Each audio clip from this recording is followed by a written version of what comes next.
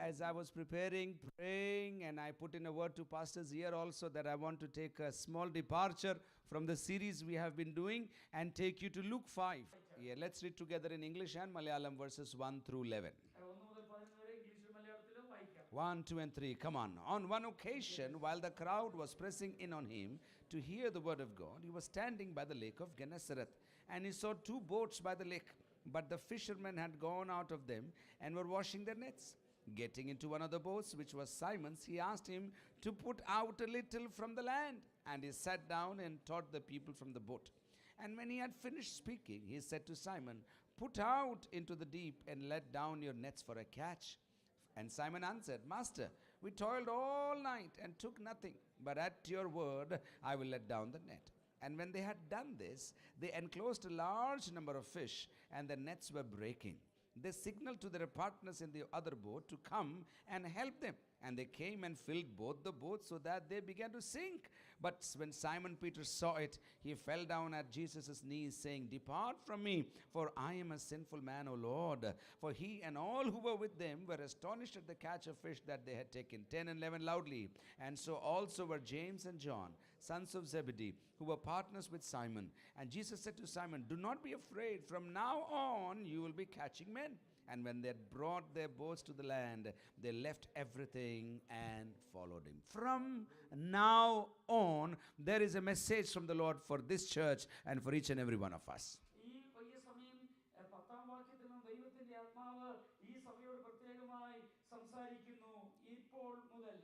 From now on. Now in Luke chapter 4 we have seen Jesus is being tempted, Jesus is being trained, Jesus is being released. He has come and preached the first sermon, and the sick are hanging on to him because he has the anointing to heal, and there is a power flowing from his body.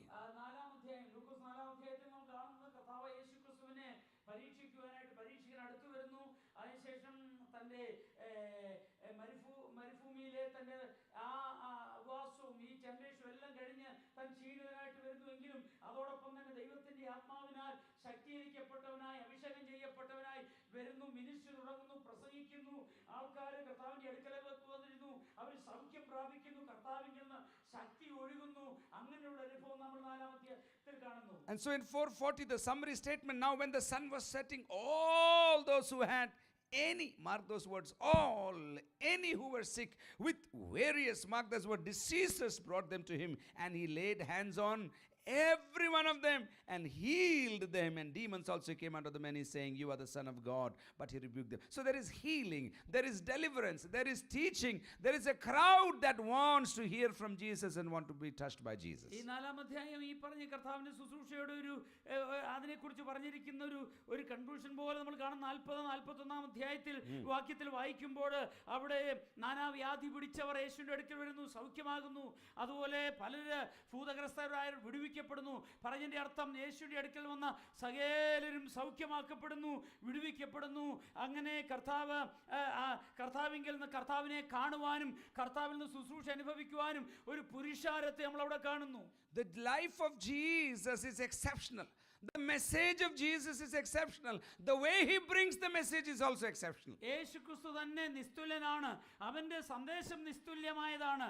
അത് മാത്രമല്ല യേശുക്രിസ്തുവിന്റെ ശുശ്രൂഷയും നിസ്തുല്യമാണ്. So at the end of the chapter 4, he is now preaching in a religious place called the synagogue, and after preaching in the synagogue, he goes out and takes the ordinary things of life, including the sea and the boat, anything he finds on the way, and turns that into a pulpit to preach the gospel. ഈ നമ്മൾ 4-ാം അധ്യായത്തിൽ കാണുന്നത് യേശുക്രിസ്തു പ്രസംഗം തുടങ്ങുന്നത് ഒരു പള്ളിയിലാണ്, സിനഗോഗിലാണ്. യഹൂദന്മാരുടെ പള്ളിയിൽ പ്രസംഗം തുടങ്ങുന്നു. അത് കഴിഞ്ഞിട്ട് നാം കാണുന്നത് യേശു കടൽക്കരയിൽ വരുന്നു, ഒരു ബോട്ട് കടം വാങ്ങിക്കുന്നു. അപ്പോൾ യേശുക്രിസ്തുവിന് താൻ ആ സാഹചര്യത്തെ മുഴുവൻ കൺവേർട്ട് ചെയ്തിട്ട് ഒരു പ്രസംഗ പീഠമാക്കി മാറ്റുകയാണ് ചെയ്യുന്നത്. You don't need a platform. This is a message for somebody, a prophecy for somebody. You don't need a platform to preach. Your workplace will become a platform, a pulpit for you to share the good news and the ദൈവത്തിന്റെ gospel. ആത്മാവിടെയുള്ള ചിലരോട് ഒരു പ്രവചന ശബ്ദമായി സംസാരിക്കുന്നു. നിനക്ക് പ്രസംഗിക്കുവാൻ പ്രസംഗ പീഠത്തിന്റെ ആവശ്യമില്ല. നിന്റെ വർക്ക് പ്ലേസ് ഒരു പ്രസംഗ പീഠമാണ് എന്ന് കർത്താവിന്റെ ആത്മാവ് സംസാരിക്കുന്നു. And so the crowds are pressing him, so he walks up to the Sea of Galilee, also called Gennesaret Sea. Several names are there, 21 kilometers by 13 kilometers. It's a huge lake, almost looks like a sea. That is why it's called the Sea of Galilee. He asks, he sees boats there, pushes one of the boats, belongs to Simon, not by chance but by purpose, and he gets on the boat and begins to teach and preach the people. ഈ പുരുഷാരത്തിന്റെ മധ്യത്തിൽ നിന്ന് യേശു അല്പം മാറി ഗെനസരത്ത് തടാകത്തിന്റെ അടുക്കൽ വരുന്നതിന് പല പേരുകളുണ്ട്. ഗലീല കടൽ എന്നറിയപ്പെടുന്നു. ഗെനസരത്ത് തടാകം അത് ഒരു വിധത്തിലൊരു വലിയ തടാകമാണ്. 21 മൈൽ നീളവും 13 മൈൽ വീതിയുമുള്ളതാണ്. എന്നാൽ അങ്ങനെയുള്ള ഒരു വലിയ ആഴമേറിയ തടാകം, അവിടെ കർത്താവ് വരികയും ശിമോൻ പത്രോസിന്റെ പടക് താൻ കടം ചോദിച്ചെടുത്ത് പർപ്പസ്ഫുള്ളിയാണ്, മനഃപൂർവ്വമായിട്ടാണ്, അത് യാദൃച്ഛ്യമായി സംഭവിച്ചതല്ല, പിന്നെയോ മനഃപൂർവ്വമായിട്ട് ആ പടക് കടമെടുത്ത് യേശു ജനത്തോട് സംസാരിക്കുന്നു. And there are 5 shifts happening from now on, 5 shifts that are happening that we have to receive and live out in our lives. ഇവിടെ മുതൽ നമ്മൾ കാണുന്നത് 5 വിധ ഷിഫ്റ്റ്സ്, 5 മാറ്റങ്ങളാണ് കാണുന്നത്. 5 വ്യതിയാനങ്ങൾ. അത് വളരെ ഇമ്പോർട്ടന്റ് ആണ് മനസ്സിലാക്കുവാൻ നമ്മുടെ ജീവിതത്തിലും. From now, number 1, the boat has to leave the shore and go to the deep when the master is assigning it a task. ഒന്നാമത്തേത് ഷിഫ്റ്റ് എന്ന് പറയും. ഒന്നാമത്തെ മാറ്റം, പടകിന്റെ കരയിൽ തടാകത്തിന്റെ കരയിൽ കിടക്കുന്നതായ ബോട്ട്, പടക് ആഴത്തിലേക്ക് മൂവ് ചെയ്യണം, ആഴത്തിലേക്ക് മാറണം. ആദ്യത്തെ വ്യത്യാസം ചേഞ്ച് അവിടെയാണ്. For too long the boat has been used for many purposes. The boat has gone and done many things, and for the day it is tied at the end.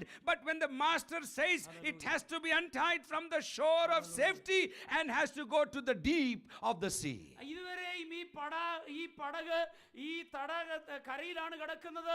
മറ്റു പല കാര്യങ്ങൾക്ക് വേണ്ടി ഈ പടക് ഉപയോഗിക്കപ്പെട്ടതാണ്. എന്നാൽ യജമാനനും ഗുരുവും ആവശ്യപ്പെട്ടാൽ ഈ പടക് അതിന്റെ കയറ് പൊട്ടിച്ചുകൊണ്ട് ഇത് ആഴത്തിലേക്ക് മൂവ് ചെയ്യണം. കാരണം യജമാനൊരു ഉദ്ദേശമുണ്ട്. As long as we are on the shore, we are not ready and available for the master. The Lord wants us to move from the shore into the deep. നമ്മൾ കംഫർട്ടബിൾ ആയിട്ടുള്ളതായ കരയിൽ കിടക്കുന്നിടത്തോളം യജമാനന് ഉപയോഗിക്കാൻ കഴിയത്തില്ല. യജമാൻ ഉപയോഗിക്കുന്നെങ്കിൽ ഈ comfortable ആയ കരയിൽ നിന്നും ആഴത്തിലേക്ക് മാറേണ്ടിയിരിക്കുന്നു. It is very interesting. At least 5 people in this 3-4 days I've heard you praying this term, Lord, shake us out of our comfort zone. I heard 5 people pray this term, comfort zone. ഈ കഴിഞ്ഞ ദിവസങ്ങൾ നിങ്ങളോടൊപ്പം ഞാൻ ഈ ഉപവാസപ്രാർത്ഥന ഇരുന്നപ്പോൾ ഞാൻ ശ്രദ്ധിക്കുകയായിരുന്നു. കുറഞ്ഞപക്ഷം 5 പേര് അവിടെ പ്രാർത്ഥനയിൽ ഈ ഫ്രേസ് ഉപയോഗിച്ചു. കർത്താവേ, ഞങ്ങളെ ഷെയ്ക്ക് ചെയ്ത് ഞങ്ങളുടെ കംഫോർട്ട് സോണിൽ നിന്നും ഞങ്ങളെ ഒന്ന് ഇറക്കണമേ എന്ന് പ്രാർത്ഥിക്കുന്നത് ഞാൻ കേട്ടു. Either you are not serious, or you don't know the meaning of that, or you are ready for God to take you out of the comfort zone. ഒന്നുകിൽ എന്താണ് അതിന്റെ അർത്ഥം എന്ന് അറിയാതെ നിങ്ങൾ പ്രാർത്ഥിച്ചു, അല്ലെങ്കിൽ നിങ്ങൾ റെഡിയാണ് ഇതിനു വേണ്ടി പോകാൻ, അല്ലെങ്കിൽ നിങ്ങൾ സീരിയസ് അല്ല അതിനെക്കുറിച്ച്, അല്ലെങ്കിൽ മൂന്നാമത് നിങ്ങൾ അതിനുവേണ്ടി റെഡിയാണ് പോകാൻ. അതുകൊണ്ടാണ് അങ്ങനെ പ്രാർത്ഥിച്ചത്. When you pray for your comfort zone to be shaken, it will actually happen. The shore is your comfort zone, the home is your comfort zone, the salary that you get is your comfort zone, your car is your comfort zone, your special dietary habits is your comfort zone. When you are asking the Lord to shake it, He will shake it and ask you to move into the deep. നമ്മൾ പ്രാർത്ഥിക്കുന്നത് ആത്മാർത്ഥതയുള്ളതാണെങ്കിൽ, അത് ഗൗരവത്തോടെയാണ് പ്രാർത്ഥിക്കുന്നതെങ്കിൽ കർത്താവ് അങ്ങനെ തന്നെ ചെയ്യും. നമ്മുടെ comfort zone ഒരുപക്ഷെ നമ്മുടെ ജോലിയായിരിക്കാം, നമ്മുടെ ശമ്പളമായിരിക്കാം, നമ്മുടെ കാറായിരിക്കാം, നമ്മുടെ വീടായിരിക്കാം. കർത്താവ് നമ്മുടെ കംഫോർട്ട് സോണിനെ ഷേക്ക് ചെയ്യാൻ പറഞ്ഞാൽ കർത്താവ് അങ്ങനെ തന്നെ ചെയ്യും. For God to use somebody, He has to shake his comfort zone. He has to shake the nest he is hanging on to. He has to break everything that is holding him back. ദൈവത്തിന് ഒരാളെ ഉപയോഗിക്കണമെങ്കിൽ അവന്റെ comfort zone കർത്താവ് shake ചെയ്യും. അതൊരു പക്ഷേ അവന്റെ കൂടാണെങ്കിൽ ആ കൂട് കർത്താവ് ഇളക്കും. അവൻ ആയിരിക്കുന്നതായ ഏറ്റവും സുഖകരമായ അവസ്ഥ കർത്താവ് മാറ്റിയിട്ടതിന് ശേഷമേ ദൈവത്തിന് അവനെ അവളെ ഉപയോഗിക്കാൻ കഴിയത്തുള്ളൂ. Abraham, you have a good business. Abraham, you have a family business. Abraham, you have a name, but I want you to get out of your home, leave your family, leave your business, and go to a land I will show you. I will not tell you before. Move in obedience, and I will tell you where you are to go. ഏബ്രഹാമേ, നിനക്ക് ദൈവം നിന്നെ ഉപയോഗിക്കണമെങ്കിൽ നിന്റെ ചാർച്ചക്കാരെയും നിന്റെ പിതൃഭവനത്തെയും നീ വിട്ടുമാറണം. നിന്റെ ബിസിനസിനെ വിടണം. നിന്റെ സുഖകരമായ സകലവും വിടണം ഏബ്രഹാമേ. എങ്കിൽ മാത്രമേ ഏബ്രഹാമേ ദൈവത്തിന് നിന്നെ ഉപയോഗിക്കാൻ കഴിയത്തുള്ളൂ. Elijah, you are comfortable in the Tishbe mountains. You pray before me, you prophesy before me, you receive my word, but I want you to go to the palace of the king who seems to be your enemy and stand and tell him my word. Leave your comfort of Tishbe mountains. ഏലിയാവേ, നീ തിസ്ബി മലഞ്ചെരുവിൽ നീ comfort സോണിൽ അവിടെ നിന്ന് പ്രവചിക്കുവാനും ശുശ്രൂഷിക്കാനും എളുപ്പമാണ്. എന്നാൽ എന്റെ ആഗ്രഹം നീ ആ രാജാവിന്റെ മുമ്പിൽ നിൽക്കുകയും രാജാവിനോട് ദൂത് പറയുകയും രാജാവ് നിന്റെ ഒരുപക്ഷെ എനിമിയായിരിക്കാം, അവനോട് ദൂത് പറയുവാനുള്ള ഒരു ശുശ്രൂഷയ്ക്ക് വേണ്ടി നീ നിന്റെ കംഫോർട്ട് സോൺ വിട്ട് മാറേണ്ടിയിരിക്കുന്നു. Lord, it is difficult. He is my enemy. He may kill me. Lord, I don't want to do it. Send somebody else. Nothing. You prayed for comfort zone to be moved, and I'm ready to use you, Elijah. I want you to do something nobody else will do. So get up and go to the palace of the king. നീ പറയുമായിരിക്കും, ഏലിയാവേ, ആഹാബിന്റെ എനിമിയാണ്, എന്റെ ശത്രുവാണ്, എന്നെ അവൻ കണ്ടു കഴിഞ്ഞാൽ കൊല്ലും. എന്നാൽ നിന്നെ എനിക്ക് ഉപയോഗിക്കേണ്ടതുള്ളതുകൊണ്ട് നിന്റെ കംഫോർട്ട് സോണിൽ നിന്ന് ഞാൻ നിന്നെ അത് തള്ളിവിടും, ഇറക്കി വിടും. കാരണം എനിക്ക് നിന്നെ ഉപയോഗിക്കേണ്ടതുണ്ട്. Matthew, you have collected tax all your life. You have done unfair things at that table. But as I am now coming into the city, are you willing to leave your trade and follow me all the days of your life? And he leaves everything and follows Jesus. Mathew, നിന്റെ ജോലി സ്ഥാനത്ത് അല്ലെങ്കിൽ നിന്റെ നീ ആയിരുന്ന സ്ഥാനത്ത് എനിക്ക് ഇഷ്ടമില്ലാത്തതും അത് ചെയ്തുണ്ട്. എന്നാൽ എനിക്ക് നിന്നെ ഉപയോഗിക്കാൻ ആവശ്യമുണ്ട്. ഞാൻ നിന്നെ മാറ്റുകയും എന്റെ ഇഷ്ടപ്രകാരം ഉപയോഗിക്കുകയും ചെയ്യുവാൻ ആഗ്രഹിക്കുന്നു. സ്തോത്രം. Let the Lord speak to you right now. ഇന്ന് രാത്രി ദൈവത്തിന്റെ ആത്മാവ് തന്നെ നിങ്ങളോട് വ്യക്തിപരമായി This is not a general message. This is a specific message. ഇതൊരു ജനറൽ ദൂതല്ല. ദൈവത്തിന്റെ ആത്മാവ് പ്രത്യേകമായി ചിലരോട് സംസാരിക്കും. We need faith. In other words, we need faith to let go of the familiar so that we can hold on to what God has given us right now. നമുക്ക് പരിചയമുള്ള പലതിനെയും ഉപേക്ഷിച്ചെങ്കിൽ മാത്രമേ ദൈവം നമുക്ക് ഉദ്ദേശിക്കുന്ന ദൈവത്തിന്റെ ശ്രേഷ്ഠമേറിയ പദ്ധതിയിലേക്ക് ആയിത്തീരുവാൻ കഴിയത്തുള്ളൂ. Oh, we love our pumpkins, we love our onions, we love our garlics, we love our mean curry, we love our something else. But the Lord says, are you willing? If yes, I'm willing to use you for my glory and my fame. നമുക്ക് ഇഷ്ടമുള്ളതായ food habits ഒക്കെ ഉണ്ടായിരിക്കാം. എന്നാൽ കർത്താവിന് നമ്മൾ ഉപയോഗിക്കണമെങ്കിൽ ചിലപ്പോൾ ഇതിൽ നിന്നെല്ലാം വിട്ട് നമ്മൾക്ക് കംഫർട്ടബിൾ അല്ലാത്ത ഏരിയയിലേക്ക് ദൈവം ഉപയോഗിക്കാൻ ആഗ്രഹിക്കുന്നു. All those who have been used by God were never used in their own backyards because in their own backyards they were sent out to preach, to teach, and to do the works of the Lord. ദൈവം ആരെയെല്ലാം ഉപയോഗിച്ചോ അവരുടെ ആരുടെയും വീടിന്റെ പുറകിലുള്ളതായ ബാക്ക്യാർഡിലല്ല, ഗാർഡനിലല്ല ഉപയോഗിച്ചത്. പിന്നെയോ ദൈവം അവരെ അയച്ചു.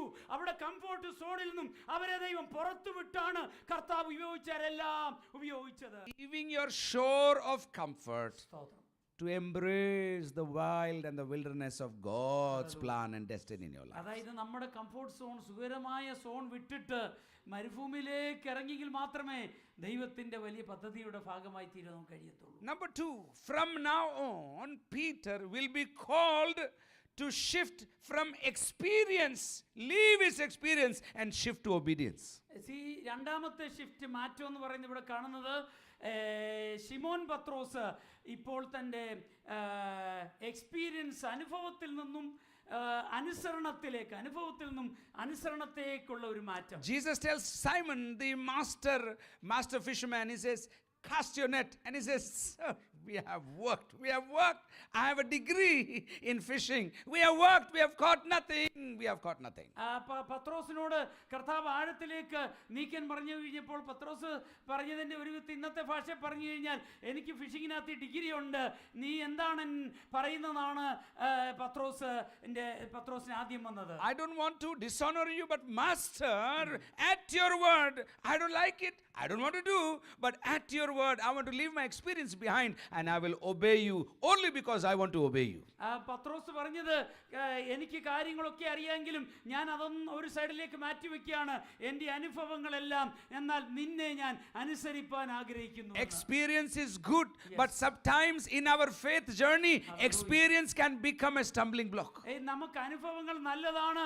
നമ്മുടെ ക്രിസ്തീയ ജീവിത യാത്രയിൽ ചിലപ്പോൾ നമ്മുടെ അനുഭവങ്ങൾ ഒരു തടങ്കൽപ്പാറയായി മാറാം. Because God is not bound by experiences. He is a God who moves in new ways, into new frontiers, in with new means. അനുഭവങ്ങൾ നല്ലതാണ്. പലപ്പോഴും നമ്മുടെ അനുഭവങ്ങൾ ഒരു കംഫോർട്ട് സോണിൽ നമ്മൾ ഇരുത്തുമ്പോൾ കർത്താവ് നമ്മെക്കുറിച്ച് ആഗ്രഹിക്കുന്നത് നമ്മൾ ഇതുവരെയും പോയിട്ടില്ലാത്ത മേഖലകളിലേക്ക് ദൈവം നമ്മെ ഇറക്കുവാൻ ആഗ്രഹിക്കുന്നു. When God calls you, He might use the skill that you have, but He will also give you new skills that you never had, so that you will do what God has called you to do. ദൈവം നിന്നെ വിളിക്കുമ്പോൾ നിനക്ക് already നിന്റെ പക്കലുള്ളതായ സ്കില്ലുകൾ, കഴിവുകൾ ദൈവത്തിന്റെ പദ്ധതിക്ക് വേണ്ടി ഉപയോഗിച്ചെന്നിരിക്കാം. എന്നാൽ അതിനപ്പുറമായി ദൈവം നിനക്ക് പുതിയ കഴിവുകൾ തന്ന് നിന്നെ കർത്താവ് ഉപയോഗിക്കും. As somebody said, God does not call the qualified, He qualifies whom He calls. ആരോ പറഞ്ഞതുപോലെ ക്വാളിഫൈഡ് ആയിട്ടുള്ള യോഗ്യതയുള്ളവരെ അല്ല കർത്താവ് വിളിക്കുന്നത്, യോഗ്യതയില്ലാത്തവരെ വിളിച്ച് കർത്താവ് അവരെ യോഗ്യരാക്കിയാണ് ചെയ്യുന്നത്. So thank God if you have experience, thank God if you have exposure, thank God if you have talent, thank God if you have anointing, thank God if you have backing, thank God if you have a family who's encouraging you to go out. But remember, that will not be sufficient tomorrow. You will have to cultivate a habit of obeying the master day in, day out, so that you can survive and do the will of the master. നിങ്ങളെ support ചെയ്യുന്ന ഒരു family ഉണ്ടെങ്കിൽ നല്ലതായിരിക്കാം, അതുപോലെ നിങ്ങൾക്ക് കഴിവുകളുണ്ടെങ്കിൽ അതൊക്കെ നല്ലതായിരിക്കാം. എന്നാൽ കർത്താവ് നിങ്ങളെ വിളിക്കുന്നുണ്ടേ, കർത്താവിനെ അനുസരിക്കുമ്പോൾ മാത്രമേ കർത്താവ് ആഗ്രഹിക്കുന്ന രീതിയിൽ നമ്മളെ ഉപയോഗിക്കാൻ കഴിയത്തുള്ളൂ. One day Noah wakes up and the Lord tells him, build a boat. There has been no rain in the land. Nobody knows the rain. Nobody knows how to build a boat. But Noah is asked to build a boat. ഒരു ദിവസം രാവിലെ ദൈവം നോഹയോട് പറഞ്ഞു ഒരു പെട്ടകം പണിയാൻ, ഒരു ship പണിയുവാൻ. എന്നാൽ അന്ന് വരെയും മഴ അവർ കണ്ടിട്ടില്ല, ബോട്ട് കണ്ടിട്ടില്ല എന്ന കർത്താവിനോട് പറഞ്ഞു. അവൻ അനുസരിക്കുക മാത്രമാണ് ചെയ്യുന്നത്. For years, he and his sons are building the boat, but there is no sign of rain. വർഷങ്ങൾ ഇവര് കപ്പൽ പണിയിലാണ്, എന്നാൽ മഴയുടെ യാതൊരു ലക്ഷണങ്ങൾ പോലും ഇല്ലായിരുന്നു. I'm not just talking about cross-culture missions tonight. The Lord is putting in my heart, that's why I'm saying it. He might be sending you across the street also, or in the next town also, or in this nation as a missionary, as a worker, as a steward of God's glory and God's anointing in this nation also. സ്തോത്രം. ഇന്ന് രാത്രി നിങ്ങളോട് നിങ്ങളുടെ culture വിട്ടിട്ട് വേറൊരു cross cultural മിഷണറിയായി പോകുവാനുള്ള ആഹ്വാനം അത് മാത്രമല്ല, ദൈവത്തിന്റെ ആത്മാവ് ആഗ്രഹിക്കും നിങ്ങളുടെ തന്നെ സ്ട്രീറ്റിൽ അല്ലെങ്കിൽ അടുത്ത സ്ട്രീറ്റിൽ നിങ്ങളുടെ പ്ലേസ്, നിങ്ങളുടെ ഈ രാജ്യത്ത് തന്നെയാകാം നിങ്ങളെ ദൈവം ഉപയോഗിക്കാൻ ആഗ്രഹിക്കുന്നത്. Noah is mocked day in, day out. Noah is mocked day in, day out, but he is faithfully obedient to what God has told him to build. നോഹയെ ആൾക്കാർ പരിഹസിക്കാൻ തുടങ്ങി ഓരോ ദിവസവും. എന്നാൽ നോഹ വിശ്വാസത്താൽ കണ്ടുകൊണ്ട് ദൈവം പറഞ്ഞത് അതുപോലെ അനുസരിച്ചു. Moses is in the back of the desert. The Lord tells him, I'm going to send you back. He says, no Lord, no, not me. Send somebody else. But the Lord says, I will send you. I will make you uncomfortable. I will make you to do the very thing you don't want to do. But when you obey, I will rescue a whole generation out. മോശ മരുഭൂമിയിലായിരുന്ന സമയത്ത് ദൈവം അവനെ വിളിച്ചു കഴിഞ്ഞു. കർത്താവിനോട് പറഞ്ഞു, ഞാൻ നിന്നെ അയക്കാൻ പോകുകയാണ്. എന്നാൽ മോശയ്ക്ക് തിരിച്ചു പോകുവാൻ യാതൊരു താല്പര്യമില്ലായിരുന്നു. തനിക്ക് ഇഷ്ടമില്ലാതിരുന്ന, താല്പര്യമില്ലാതെ ഒരു പദ്ധതിക്ക് വേണ്ടി ദൈവം മോശയെ വിളിച്ചു ഉപയോഗിച്ചു. അവൻ അനുസരിപ്പാൻ തയ്യാറായപ്പോൾ ഒരു വലിയ കൂട്ടത്തെ രക്ഷിക്കുവാൻ ഉള്ള ഒരു വലിയ പദ്ധതിയാണ് ദൈവം അവനെ ഏൽപ്പിച്ചത്. From day one, we have been learning how Jesus came. He came out of love for us. He came out of, not just love for us, but he came as a result of obeying his heavenly Father also. നമ്മൾ ചൊവ്വാഴ്ച മുതൽ ദൈവത്തിന്റെ സ്നേഹത്തെക്കുറിച്ച് കേൾക്കുന്നു. കർത്താവായ യേശുക്രിസ്തു ഈ ഭൂമിയിലേക്ക് വന്നത് തൻ്റെ നമ്മളുള്ള സ്നേഹം നിമിത്തമാണ് എന്ന് നമ്മൾ കണ്ടു. എന്നാൽ അതോടൊപ്പം തന്നെ മനസ്സിലാക്കണം, പിതാവിനോടുള്ള അനുസരണ നിമിത്തമാണ് ഈ ഭൂമിയിലേക്ക് കർത്താവ് വന്നത്. It says in Philippians 2:8, and being found in a human form, he humbled himself by becoming obedient to the point of death, even death on a cross. ഫിലിപ്പിയ ലേഖനം 2-ാം നമ്മൾ ഇങ്ങനെ വായിക്കുന്നു, കർത്താവായ യേശുക്രിസ്തു ക്രൂശിലെ മരണത്തോളം അനുസരണമുള്ളവനായി തീർന്നു. Hebrews 5:8, although he was a son, he learned obedience through what he suffered. എബ്രായ ലേഖനം 5:8 വായിക്കുന്നവൻ കഷ്ടതയിലൂടെ അനുസരണം പഠിച്ച് തികഞ്ഞവനായി എന്ന് വായിക്കുന്നു. For some of us, we want the whole plan. We want the whole plan. നമ്മൾ പലർക്കും ബ്ലൂ പ്രിന്റ് പ്ലാനിങ് കിട്ടിയെങ്കിൽ മാത്രമേ ചെയ്യത്തുള്ളൂ. How will we start? How will it end? What are the variables? What will change? What will not change? Who is going to be there on my boat? You tell me everything, then I will decide whether I want to do or not. അപ്പം നമ്മൾ വിചാരിക്കുന്നത് എവിടെയാണ് start, എവിടെയാണ് end, ഇതിനിടയ്ക്ക് variables വ്യതിയാനങ്ങൾ എവിടെയാണ്, മാറ്റമില്ലാത്ത സ്ഥിരമായത് എവിടെയാണ്, ഇതെല്ലാം ഡീറ്റെയിൽസ് ചെയ്താൽ ഞാൻ തീരുമാനിക്കും ഇറങ്ങണോ വേണ്ടായോ. In my small spiritual journey, I have realized God is not interested in giving you the whole plan, because you will never start if he gives you the whole plan. He only tells you the next step, and if you obey, the next step will come right there, and then you obey, and then the next step right comes. When you are obedient in one, he gives you the next command also in your life. എൻ്റെ ചെറിയ ശുശ്രൂഷ ഞാൻ മനസ്സിലാക്കിയെടുത്തോളം ദൈവം ഒരിക്കലും നമുക്ക് നമ്മുടെ ശുശ്രൂഷകളുടെയോ അടുത്ത സ്റ്റെപ്പുകളുടെ detail ഒരിക്കലും തരികയില്ല. ഒരു സ്റ്റെപ്പ് ദൈവം പറഞ്ഞ് നമ്മൾ വെക്കുമ്പോഴാണ് കർത്താവ് അടുത്ത സ്റ്റെപ്പിനേക്കുള്ള കാര്യങ്ങൾ തരുന്നത്. അത് നമ്മൾ അനുസരിക്കുമ്പോഴാണ് അടുത്ത സ്റ്റെപ്പിലേക്കുള്ള കാര്യങ്ങൾ കർത്താവ് നമ്മെ അറിയിക്കുന്നത്. That is why the songwriters and great warriors of faith said, day by day, with each passing moment, strength I find to meet my trials here. അതുകൊണ്ടാണ് പാട്ടുകാരൻ ഇപ്രകാരം പറഞ്ഞത്, ഓരോ ദിവസവും ദിനം പ്രതി കർത്താവിന്റെ ശക്തിയും കർത്താവിന്റെ ബലവും കർത്താവിന്റെ കൃപയും എനിക്ക് ആവശ്യമാണ് കർത്താവ് നൽകുന്നുവെന്ന്. Number 1, be ready to leave the shore from now on to go to the deep. അപ്പം ഇന്ന് മുതൽ, ഇപ്പോൾ മുതൽ നടക്കുന്ന ഷിഫ്റ്റുകൾ, ഒന്നാമത്തെ മാറ്റം കർത്താവ് ആഗ്രഹിക്കുന്നത് നമ്മുടെ സുഖകരമായ അവസ്ഥയിൽ നിന്നും സോണിൽ നിന്നും ആഴത്തിലേക്കുള്ള ഒരു മാറ്റം ദൈവം ആഗ്രഹിക്കുന്നു. What I'm saying, these are some things that are very close to our hearts, but sometimes they will become the very things that stop us from moving in the things of God. പലപ്പോഴും നമ്മൾക്ക് ഇത് വളരെ important ആണ് നമുക്ക്. പക്ഷേ കർത്താവ് നമ്മളെക്കുറിച്ച് ആഗ്രഹിക്കുന്ന രീതിയിൽ, ദൈവം നമ്മെക്കുറിച്ച് ആഗ്രഹിക്കുന്ന പദ്ധതിയിലേക്ക് വരണമെങ്കിൽ നമുക്ക് ഇഷ്ടമുള്ളതായ പലതും നമ്മൾ മാറ്റേണ്ടി. Noah is obeying God, but he will end up rescuing himself and his family one day. ഈ നോഹ അറിയാതെ തന്നെ ദൈവം പറഞ്ഞത് അനുസരിച്ചു, അവനും അവന്റെ കുടുംബത്തിന്റെ രക്ഷയായി മാറിയത്. Moses will end up obeying God, though unwillingly, and he will not only rescue himself, he will rescue an entire generation. മോശ താൻ ചെയ്യുന്നത് എല്ലാം അതിന്റെ ഡീറ്റെയിൽസ് അറിഞ്ഞില്ല എങ്കിലും തന്റെ അനുസരണ നിമിത്തം ഒരു വലിയ സമൂഹത്തെ രക്ഷിക്കുന്നതിന് കാരണമായി മാറി. The sum total of each day is very, very annoying, because sometimes nothing has been done today, nothing has come in our hands today, nothing has resulted today, but the sum total of the days, if you are obeying, will be the fulfillment of the will of God. നമ്മൾ ഓരോ ദിവസം നോക്കുമ്പോൾ ചിലപ്പോൾ ഒന്നും കാണത്തില്ലായിരിക്കും. ദൈവം പറഞ്ഞത് അനുസരിച്ചിട്ട് ഒന്നും കാണുന്നില്ലല്ലോ എന്ന് വിചാരിക്കും. എന്നാൽ നമ്മളെ അവസാനം മാത്രമേ മനസ്സിലാകത്തുള്ളൂ ദൈവത്തെ അനുസരിച്ചതിന്റെ പരിണിത ഫലം എന്നുള്ളത്. How many are believing? Yes, we are understanding. Say this with me. Yes, we are understanding. ഈ രാത്രി മെസ്സേജ് മനസ്സിലാക്കുന്നവർ കരങ്ങൾ ഉയർത്തി കർത്താവിനെ സ്തോത്രം. Hallelujah പറഞ്ഞാട്ടെ. One more time. Hallelujah. One more time. Hallelujah. Hallelujah. The third thing from now on that will happen is you will move from emptiness to fruitfulness. മൂന്നാമത്തെ മാറ്റം നമ്മൾ കാണുന്ന ഇവിടുത്തെ ശൂന്യതയിൽ നിന്നും പൂർണ്ണതയിലേക്ക്, സമ്പൂർണ്ണതയിലേക്ക്, നിറവിലേക്ക് മാറുന്നത് കാണുന്നു. Master, we have toiled all night and we have not caught anything.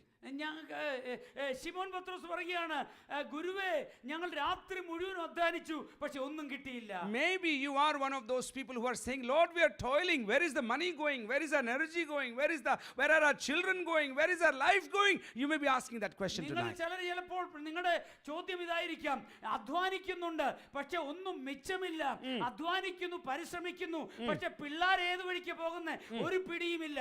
അങ്ങനെയുള്ള ഭാരത്തോടെ ഇരിക്കുന്നവരായിരിക്കാം നിങ്ങൾ ചിലരെങ്കിലും. God is speaking to each one of us this evening and is inviting us. You have no longer to be empty. You are no longer to be unfruitful. I am calling you to be fruitful in my vineyard. ഇന്ന് രാത്രി കർത്താവ് അങ്ങനെയുള്ള നമ്മോട് സംസാരിക്കുന്നത്, നീ ഈ സ്തോത്രം ഇനിയും ശൂന്യതയായിട്ട് ഇരിക്കേണ്ട ആവശ്യമില്ല. പിന്നെയോ എനിക്ക് വേണ്ടി നിന്നെ ഉപയോഗിക്കുമ്പോൾ ഞാൻ നിന്നെ നിറയ്ക്കുവാൻ ശക്തനാണ്. Hallelujah. Hallelujah. Shout louder, hallelujah. Hallelujah. One more time, a louder hallelujah. Hallelujah. Your obedience will not only bless you, but it will become a blessing to many others also. നിങ്ങൾ ദൈവത്തെ അനുസരിക്കുമ്പോൾ ദൈവം നിങ്ങളെ മാത്രം അനുഗ്രഹിക്കുകയല്ല, Yes. അത് നിമിത്തം മറ്റു പലർക്കും നിങ്ങൾ ഒരു അനുഗ്രഹമായി മാറുന്നു. Maybe Simon was laughing and had a smirk on his face when he said, Master, at your word I'm going to throw. And when he throws, he not only gets fish for himself, he has to call his friends, and their nets and boats are also full of fish. നമ്മളിവിടെ കാണുന്നത് ശിമോൻ പത്രോസിനോട് കർത്താവ് പറഞ്ഞപ്പോൾ, ആഴത്തിൽ വലയിറക്കാൻ പറഞ്ഞപ്പോൾ ശിമോൻ അത് പ്രതീക്ഷിച്ചില്ല. ഒരുപക്ഷെ തനിക്ക് മാത്രം അല്പം ലഭിക്കുമെന്നായിരിക്കും വിചാരിച്ചത്. ശിമോനെ സർപ്രൈസ് ചെയ്തുകൊണ്ട് നമ്മൾ കാണുന്ന കേവലം ശിമോന്റെ പടക് മാത്രമല്ല, മറ്റുള്ളവരുടെ പടകും നിറയുന്നിടയായി തീർന്നു. The obedience of Simon resulted in the boats of others being filled also. ശിമോൻ പത്രോസ് അനുസരിച്ച നിമിത്തം മറ്റുള്ളവരുടെ പടകും നിറയുന്നതിന് ഇടയായി തീർന്നു. This goes back to what I said a few days ago. We are called not only to be recipients of blessing, we are called to be distributors of blessings of heaven. ഇത് പറഞ്ഞപ്പോൾ കഴിഞ്ഞ ദിവസം ഞാൻ പറഞ്ഞ ഒരു കാര്യം വീണ്ടും repeat ചെയ്യട്ടെ. ദൈവത്തിന്റെ അനുഗ്രഹങ്ങളെ സ്വീകരിക്കുന്നവരായിട്ട് മാത്രമല്ല, പിന്നെയോ ദൈവത്തിന്റെ അനുഗ്രഹങ്ങളെ ഡിസ്ട്രിബ്യൂട്ട് ചെയ്യുന്നവരായിട്ടും കർത്താവ് നമ്മെ കുറിച്ച് ആഗ്രഹിക്കുന്നു. John 15 talks about fruitfulness. യോഹന്നാൻ 15-ാം അധ്യായം ഫലത്തെക്കുറിച്ച്, ഫലഭൂയിഷ്ഠതയെക്കുറിച്ച് സംസാരിക്കുന്നു. Jesus is walking with his disciples from the Kidron Valley, from among the vineyards, and now he's about to enter Jerusalem. കർത്താവായ യേശുക്രിസ്തു ശിഷ്യന്മാരോടൊപ്പം കിദ്രോൻ തോട് കടന്ന് യെരുശലേമിലേക്ക് യാത്രയാകുകയാണ്. And then he's touching the vineyards, and as he's touching, he's again teaching his disciples. യേശുക്രിസ്തു അങ്ങനെ പോകുന്ന വഴിക്ക് ഒരു മുന്തിരിത്തോട്ടത്തിനടുത്തേക്കൂടെയാണ് അത് കണ്ടിട്ട് യേശു ആ മുന്തിരിവള്ളി എടുത്ത് ശിഷ്യന്മാരെ പഠിപ്പിക്കുന്നു. And he talks about wine, vineyard, and my Father being the gardener. He talks about. കർത്താവ് പറയുകയാണ് മുന്തിരിവള്ളിയെക്കുറിച്ചും ബ്രാഞ്ചസിനെ കുറിച്ചും തന്റെ പിതാവ് തോട്ടക്കാരനാകുന്നതിനെ കുറിച്ച് സംസാരിക്കുന്നു. And then he says, the branches that do not bear fruit, my Father will cut them off. എന്നിട്ട് കർത്താവ് പറയുകയാണ്, ഏത് ബ്രാഞ്ച് ഫലമില്ലയോ എന്റെ പിതാവ് കട്ട് ചെയ്ത് കളയും. But then he also says, those who bear fruit will also be not cut, will be pruned. അതോടൊപ്പം മാത്രം കർത്താവ് പറയുകയാണ്, കൂടുതൽ ഫലം കായ്ക്കുന്നതിനെ കട്ട് ചെയ്ത് കളയില്ല, അതിനെയും കട്ടിങ് ഉണ്ട്, അതിന് പ്രൂണിങ് എന്നാ പറയുന്നത്. അതിനെ പ്രൂൺ ചെയ്യും. I want to encourage you. I want to invite you. I want to remind you, you are at a level of fruitfulness, but the Lord wants to increase the fruit in your life, and he wants to move you into his purposes and destiny. കർത്താവിന്റെ ആഗ്രഹം നമ്മൾ കായ്ക്കുന്ന ഫലം അതിൽ മാത്രം സംതൃപ്തരാകാനില്ല. പിന്നെ കർത്താവ് ആഗ്രഹിക്കുന്ന അധികം ഫലം കായ്ക്കുവാൻ, അധികം ഫലം കായ്ക്കുവാൻ കർത്താവ് ചെത്തിയെ മിനുക്കുകയും അടുത്ത തലത്തിലേക്ക് ദൈവം നമ്മെ മാറ്റുകയും ചെയ്യും. There are 4 stages in that John 15 passage. യോഹന്നാൻ സുവിശേഷം 15-ാം അധ്യായത്തിൽ 5 കാര്യങ്ങൾ. There are 4 things. There is number 1, there is no fruit, unfruitful. ഒന്ന്, യാതൊരു ഫലവും ഇല്ലാത്ത അവസ്ഥ. Then some fruit. രണ്ടാമത് കുറച്ച് ഫലമുള്ള അവസ്ഥ. Third, much fruit. മൂന്നാമത്തത് അധിക ഫലം. But then finally, more abundant fruit from your life. അവസാനത്തെ നമ്മൾ കാണുന്നത് ഫലത്തിന്റെ ധാരാളിത്തമായ ഫലം. And Jesus, as a master storyteller, as a master teacher, he's saying, I don't want you to be cut off, rather I want you to be pruned so that you can bear more and more and more and more fruit in your life. കർത്താവ് പറയുന്നത്, എന്റെ ആഗ്രഹം ശിഷ്യന്മാരെ ഫലം കായ്ക്കാതെ നിങ്ങളെ cut ചെയ്ത് കളയാനല്ല, പിന്നെയോ എൻ്റെ ആഗ്രഹം നിങ്ങൾ ഫലം കായ്ക്കുകയും നിങ്ങളെ ചെത്തി വിനിക്കി അധികം ഫലം കായ്ക്കുന്നവരെ നിങ്ങളായി തീരുക. And if you study the New Testament, there are various meanings for the word fruit in the New Testament. പുതിയ നമ്മൾ പഠിക്കുമ്പോൾ ഫലം എന്നുള്ളതിന് അനേക അർത്ഥങ്ങളുണ്ട്. The souls that we bring into the kingdom are the fruit that we present to the Father. അനുസരിച്ച് ഈ കർത്താവിനെ അറിയാത്തവരെ കർത്താവിലേക്ക് നയിക്കുന്ന ആത്മാക്കളെ ഫലമെന്ന് കർത്താവിന്റെ വചനത്തിൽ Our changed character is a fruit that we bring to the Master. പുതിയ നിയമത്തിൽ രണ്ടാമത്തെ അർത്ഥം നമ്മുടെ ജീവിതത്തിന്റെ രൂപാന്തരത്തെ കർത്താവിന് ഫലമായിട്ടാണ് കാണുന്നത്. Thirdly, we already talked this morning, the fruit of the Holy Spirit, that's a changed character,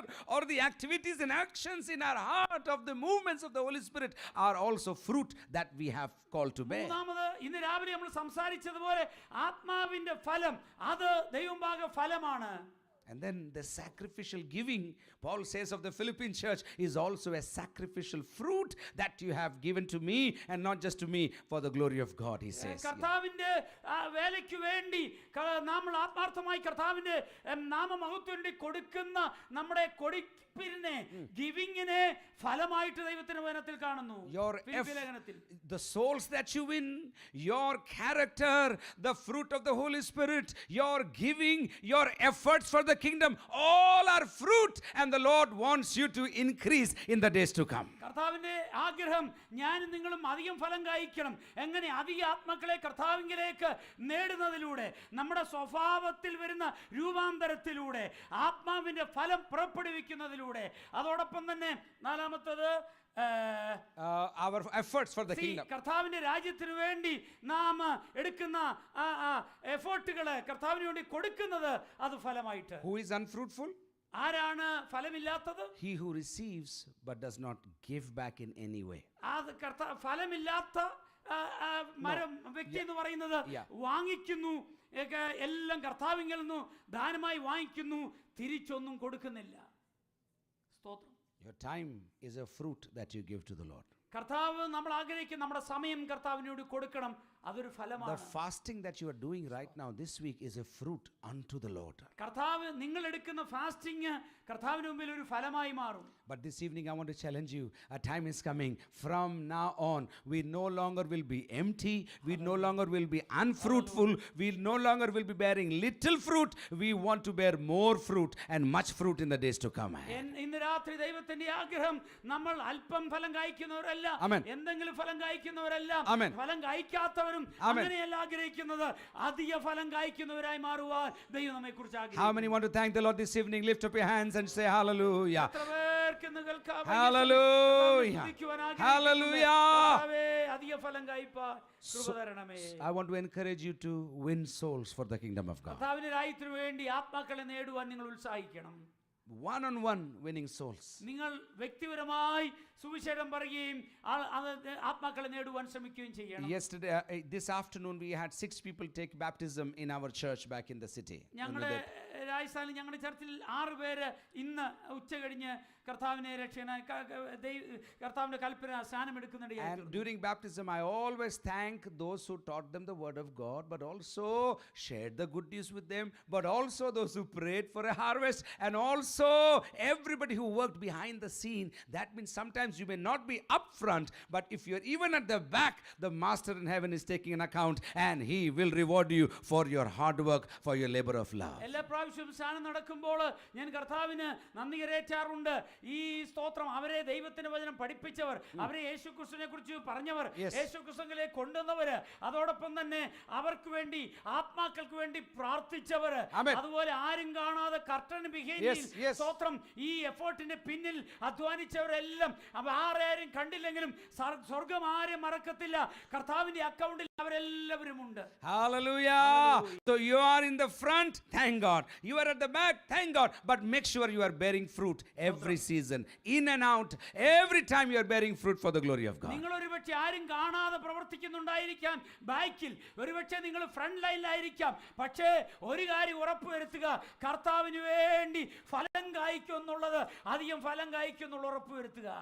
The next shift is coming. We have to go to the scripture and check some words together to find the next shift. അടുത്ത shift, അടുത്ത മാറ്റം നമ്മൾ കാണണമെങ്കിൽ ഈ അധ്യായത്തിലേക്ക്, ലൂക്കോസ് 5-ാം അധ്യായത്തിലേക്ക് കടന്നു വന്ന് നമുക്ക് ആ പദങ്ങൾ ഒന്ന് നോക്കാം. Check 5:5. Check 5:5. What does it say? And Simon answered, Master, we toiled all night and took nothing. 5:5 ശിമോൻ പറയുന്നു, അതിന് ശിമോൻ, നാഥ, ഞങ്ങൾ രാത്രി മുഴുവൻ അധ്വാനിച്ചിട്ടും ഒന്നും കിട്ടിയില്ല. എല്ലാവരും പറഞ്ഞാട്ടെ, രാത്രി മൊത്തം അധ്വാനിച്ചിട്ടും പറഞ്ഞാട്ടെ. രാത്രി മുഴുവൻ അധ്വാനിച്ചിട്ടും ഒന്നും കിട്ടിയില്ല. ഒന്നുകൂടെ പറ. രാത്രി മുഴുവൻ അധ്വാനിച്ചിട്ടും ഒന്നും കിട്ടിയില്ല. ഒന്നുകൂടെ പറഞ്ഞാട്ടെ. But then come down and come down to verse 8, and it says, when Simon Peter saw it, he fell down at the feet of Jesus, saying, Depart from me, for I am a sinful man, O Lord. ശിമോൻ പത്രോസ് അത് കണ്ടിട്ട് യേശുവിന്റെ കാൽക്കൽ വീണ് പറയുന്നു, കർത്താവേ, ഞാൻ പാപിയായ മനുഷ്യനാകൊണ്ട് എന്നെ വിട്ടു പോകണമേ. Check the words. At 5:5 he is calling Jesus master. 5-ാം വാക്യത്തിൽ പത്രോസ് യേശുവിനെ വിളിക്കുന്നു നാഥ, master, Guru. But by 5:8 he has changed the address and he calls him Lord. 5:8 വരുമ്പോൾ ശിമോൻ വിളിക്കുന്നത് കർത്താവേ, നാഥ എന്നല്ല, ഗുരു എന്നല്ല, കർത്താവേ. A shift from calling Jesus master to calling him Lord of his life. യേശുക്രിസ്തുവിനെ ഗുരു എന്ന് വിളിക്കുന്നതിൽ നിന്നും മാറി കർത്താവേ എന്ന് വിളിക്കുന്നു. A shift in the level of relationship that he has with Jesus. അപ്പോൾ യേശുവുമായിട്ടുള്ള ബന്ധത്തിൽ ഒരു മാറ്റം ഉണ്ടാകുന്നു. A shift in the way not only he addresses Jesus, but he understands who Jesus is. ഇത് യേശുക്രിസ്തുവിനെ വിളിക്കുന്നതിൽ മാത്രമല്ല, യേശുക്രിസ്തു ആരാണ് എന്ന് മനസ്സിലാക്കുന്നതിലും ഒരു മാറ്റം ഇവിടെ സംഭവിക്കും. So master and what you will ask, what's the difference between master and Lord? Okay, എന്താണ് വ്യത്യാസം? മാസ്റ്റർ, ഗുരുവും കർത്താവും, അത് തമ്മിലുള്ള വ്യത്യാസം എന്താണ്? Master offers knowledge and I can take from him if I want. I respect you, I honor you, thank you, you are big. Master, that is the address. This is just that relationship. ഒരാളെ ഗുരു എന്ന് വിളിക്കും, teacher എന്ന് വിളിക്കുമ്പോൾ ആ teacher, ഗുരു അറിവ് പകരും. അറിവ് പകരുമ്പോൾ വേണമെങ്കിൽ പഠിപ്പിക്കുന്നത് എടുക്കുന്നേ ഇല്ല.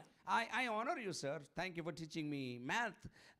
I honor you, but it's okay. I don't want to take what you're offering me. This is the master and disciple relationship. See, ഒരു ഗുരുവും ഒരു ശിഷ്യനും തമ്മിലുള്ള ബന്ധം ഇങ്ങനെയാണ്.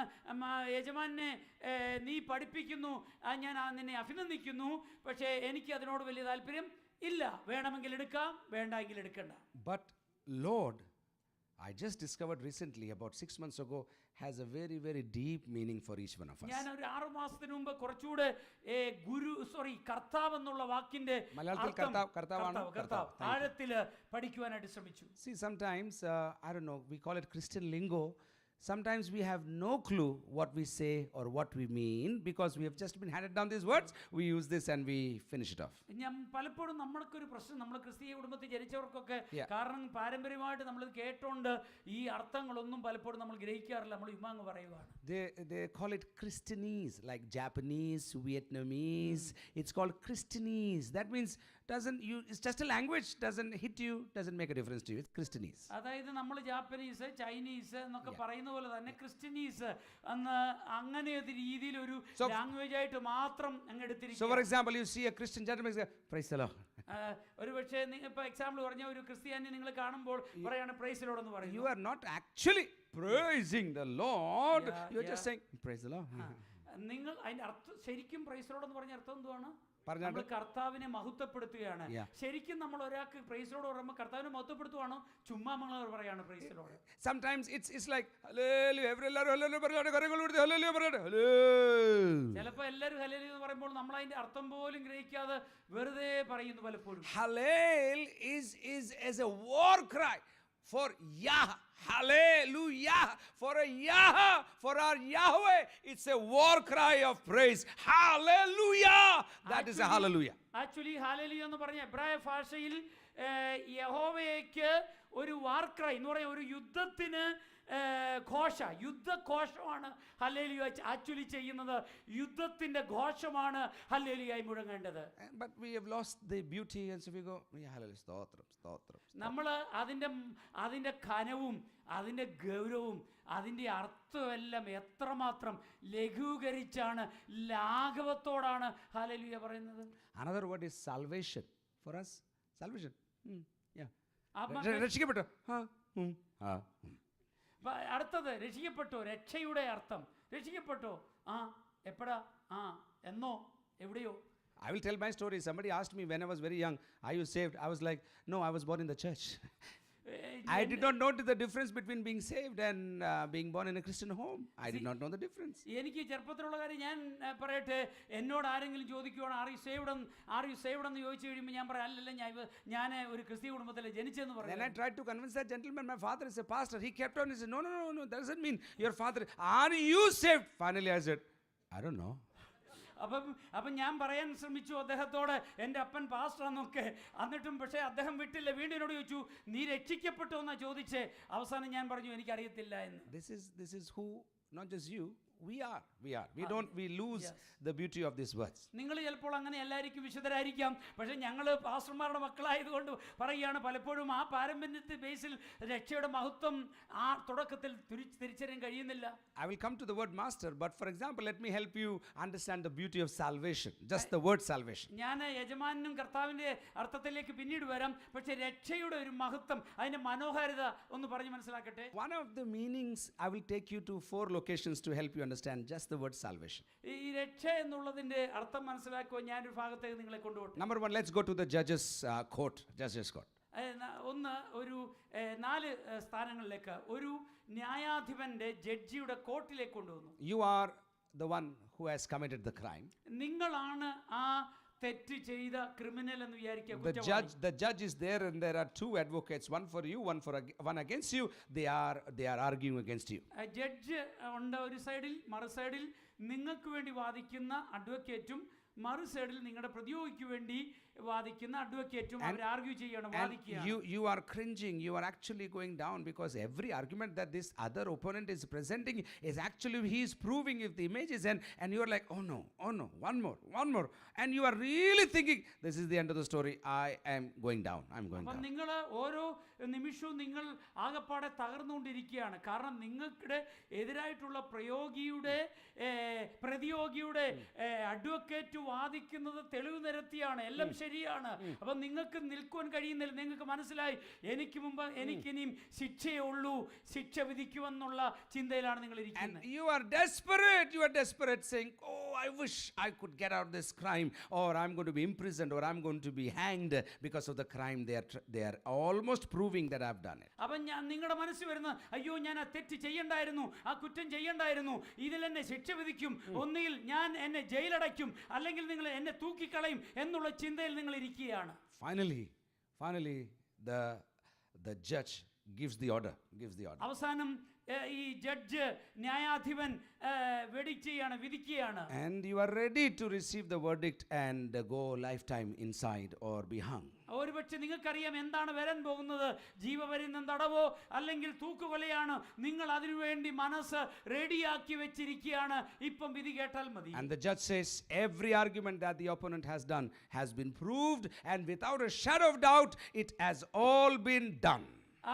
ഞാൻ ഈ തെളിവെല്ലാം മനസ്സിലാക്കി, ഒരു സംശയത്തിന്റെ നിഴല് പോലുമില്ല, ഇവനാണ് കുറ്റക്കാരൻ. And then you are just silent and waiting there. But then he says, but this advocate has said that he has taken all the punishment on himself. That is why I am releasing you. You are not accused. You can go free forever. This will not be charged against you. അപ്പോൾ ആ സമയത്ത് നിങ്ങളിപ്പോൾ വിധിക്കും എന്ന് വിചാരിക്കുന്ന സമയത്ത് ഈ judge പറയുകയാണ്, നിങ്ങൾക്കെതിരെയാണ്, ഇവനെതിരെയാണ് എല്ലാ തെളിവുകളും, ഇവൻ കുറ്റവാളിയാണ്. എന്നാൽ ഇവന്റെ അഡ്വക്കേറ്റ് പറയുകയാണ്, അവന്റെ കുറ്റം മുഴുവനും ഈ അഡ്വക്കേറ്റ് എടുത്തുകൊള്ളാം, ഇവനെ ഫ്രീ ആയിട്ട് വെറുതെ വിടണമെന്ന് പറഞ്ഞതുകൊണ്ട് നിന്നെ ഞാൻ ഫ്രീ ആയിട്ട് വിടുന്നു, നീ കുറ്റവാളി അല്ല എന്ന് അവനെതിരായിട്ട് വിധിക്കുന്നത്. This is the first image of salvation at the throne room courtroom of God, when the enemy accused us, the blood of Jesus paid our price and he set us free. I'm no longer a criminal. I'm no longer guilty. I am saved. I am now free to live my life for the glory of God. ഇതാണ് കാൽവറിയിൽ സംഭവിച്ചത്. നിങ്ങൾക്കും എനിക്കുമെതിരെ കുറ്റം മുഴുവൻ തെളിഞ്ഞു. കുറ്റവാളിയായി നിത്യന്യായവിധിയിൽ അകപ്പെടേണ്ടതാണ്.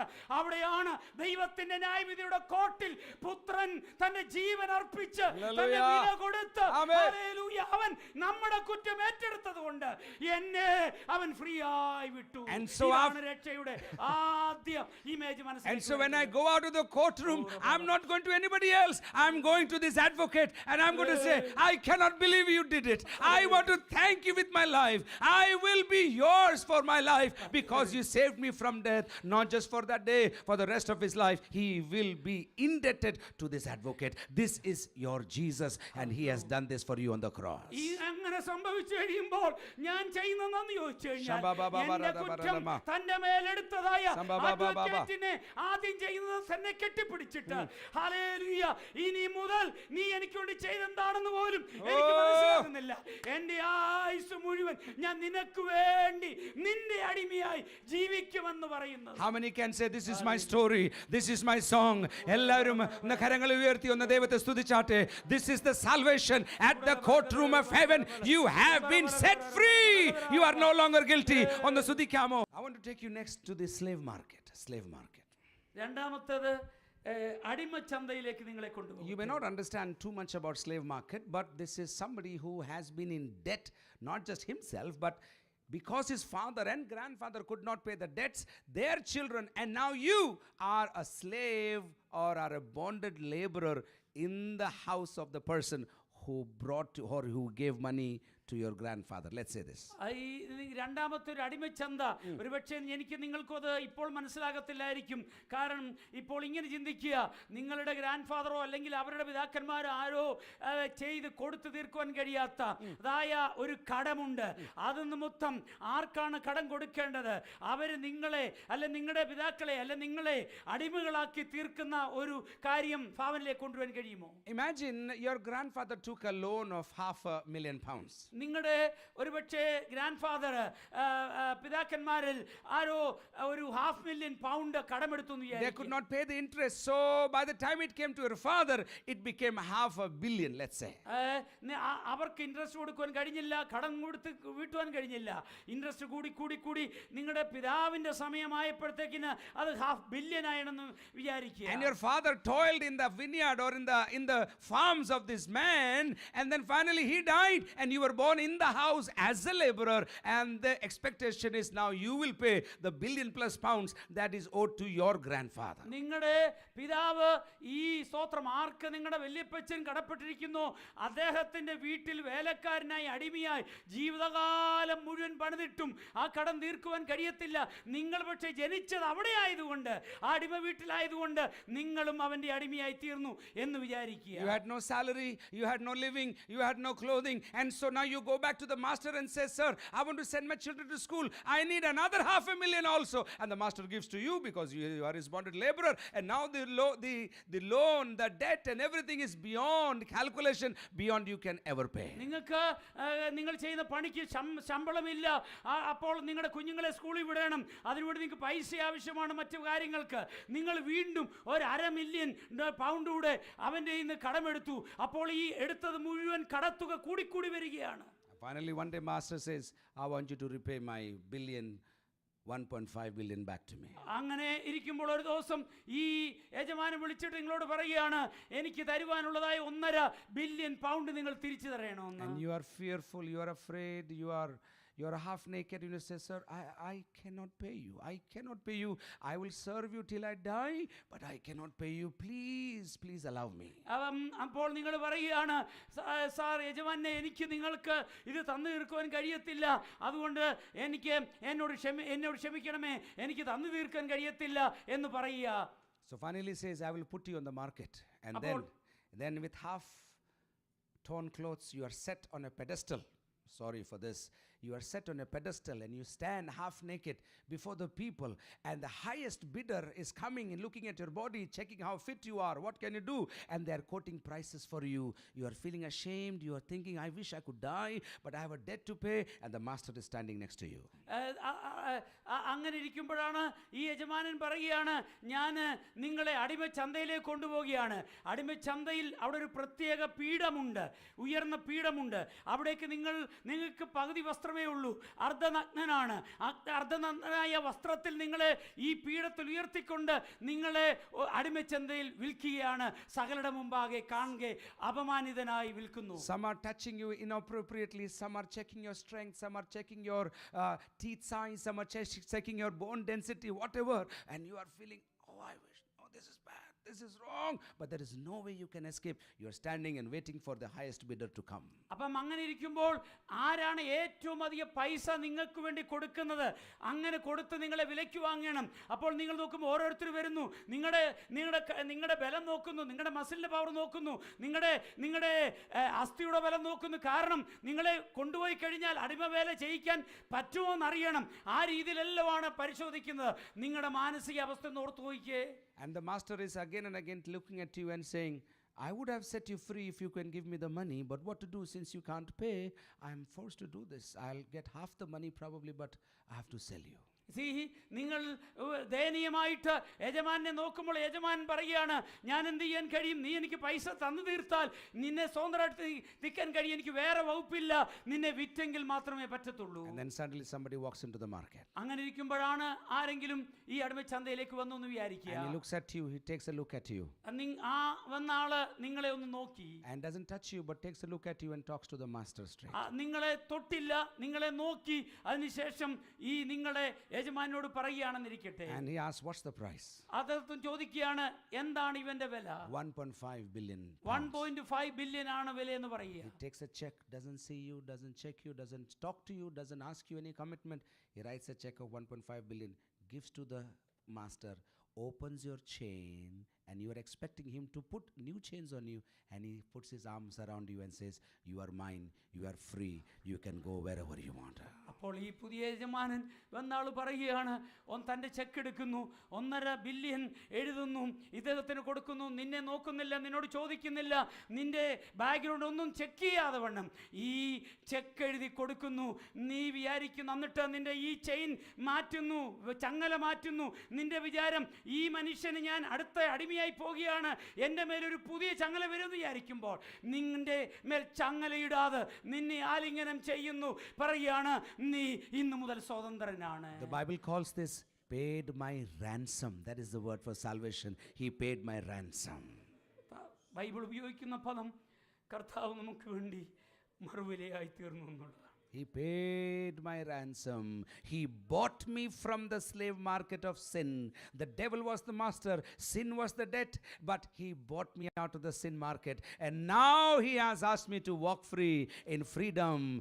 For Christ has set you free. You are free indeed. These are words, not just mere black words. These are life-giving words. And this is the other meaning of salvation. I have been paid for. I am debt-free. രക്ഷയുടെ മറ്റൊരു പദം ഇതാണ്, അവൻ എന്നെ വീണ്ടെടുത്തു, എനിക്ക് വേണ്ടിയുള്ള വില കൊടുത്തു, മറുവിലയായി അവൻ തീർന്നു. അവൻ വില കൊടുത്ത് എന്നെ സ്വതന്ത്രനാക്കി. He paid my price at Calvary. അവൻ കാൽവറിയിൽ എനിക്കുള്ള വില കൊടുത്തു. How many want to thank God silently? You don't have to shout. Just lift your voices in your heart and just lift your hands and just thank the Lord. Thank you for paying my price and redeeming me, paying my ransom, redeeming me from the block of slave markets. And now I am yours alone. എന്നെ നിന്നെ സ്വന്തമാക്കുവാൻ അടിമച്ചന്തയിൽ നിന്നും എൻ്റെ ചങ്ങല അടിച്ചു മാറ്റി എന്നെ ആലിംഗനം ചെയ്ത് എന്നെ നിന്നെ സ്വന്തമാക്കിയ തീർത്ഥങ്ങളുടെ കരുണയെ ഓർത്ത് കർത്താവേ നന്ദി പറയുന്നു. അങ്ങനെ നന്ദി പറയാൻ താല്പര്യമുള്ളവർ ഹൃദയത്തിന്റെ ആഴത്തിൽ ഭാഷയിൽ അല്പസമയം കർത്താവിന് നന്ദിയേറ്റാൻ കഴിയുമോ? Can you thank the Lord? Can you thank the Lord for salvation? Can you thank the Lord for paying the ransom? You could never pay the price for your sins. You could never pay the debt. You could never clear the debt. You and your children would have been indebted to the devil. But one day into that market walks Jesus and buys you off the market and sets you free. What would you do in response is my question tonight. How will you live your life is my question tonight to you. ഇന്ന് രാത്രി എനിക്ക് നിങ്ങളോടുള്ള ചോദ്യം, ഞാൻ നിങ്ങളും എന്ത് മറുപടിയായി കൊടുക്കും? ഹല്ലേലൂയ, സ്തോത്രം. നിന്റെ ആയുസ്സ് മുഴുവൻ എന്നേക്കും നീയും നിന്റെ തലമുറകളും ഈ ഹല്ലേലൂയ ഹല്ലേലൂയ ക്രൂരനായ യജമാനന് അടിമയായി തീരാമായിരുന്നു. ആർക്കും നിന്റെ കടം എടുത്ത് കൊടുത്തു തീർക്കാൻ കഴിയത്തില്ലായിരുന്നു.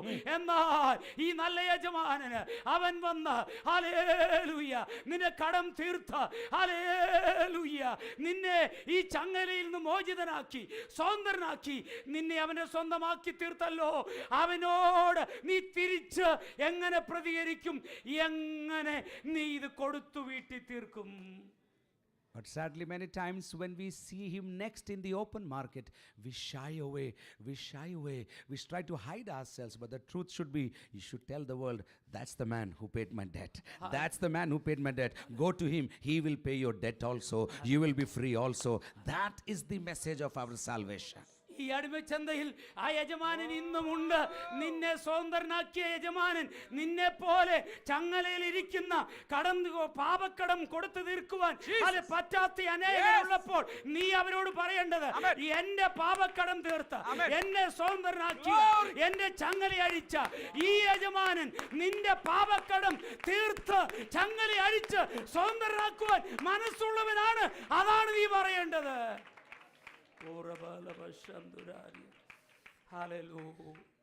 Don't shy away from the one who paid the ransom for you. നിനക്ക് വില കൊടുത്തവൻ അവന്റെ നാമത്തെ അവനെ ഓർത്ത് നീ ഒരിക്കലും ലജ്ജിക്കരുത്. Yes, don't shy away.